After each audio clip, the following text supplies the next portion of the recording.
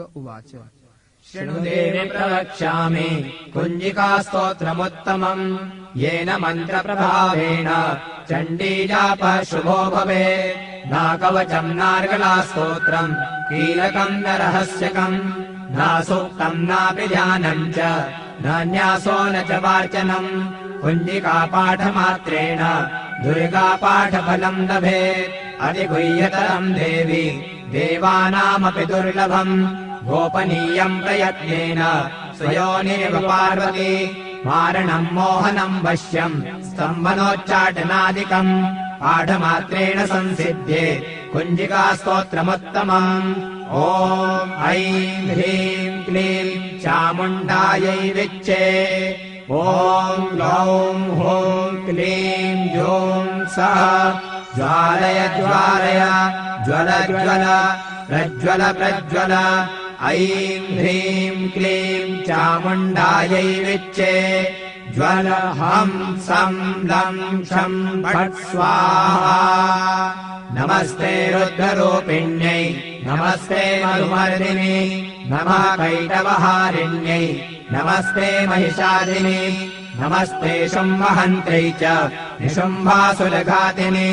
जागतम् हि महादेवी जपम् सिद्धम् कुरुष्व मे ऐङ्कारी सृष्टिरूपायै ह्रीङ्कारी प्रतिपालिका क्लीङ्कारी कामरूपिण्यै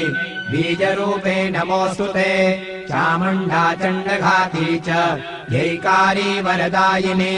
विच्चे चाभयदा नित्यम् नमस्ते मन्त्ररूपिणी धाम् धीम् धूम् दुर्जटेः पत्नी वां वीं ॐ वागधीश्वरी क्रां ह्रीं ह्रूं कालिका देवी शां श्रीं शुं मे शुभम् कुरु हुं हुं हुङ्काररूपिण्यै जं जं जं जम्भनादिनी ह्रां ह्रीं ह्रूं भैरवी भद्रे भवान्यै ते नमो नमः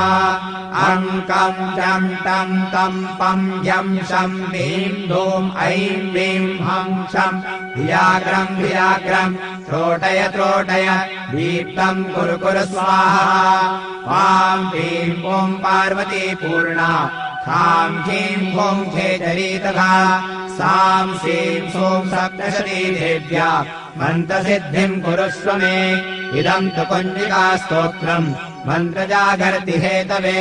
अभक्तेनैव दातव्यम् गोपितम् रक्ष पार्वती यस्तु कुञ्जिकया देवी हीनाम् सप्तशतीम् पठे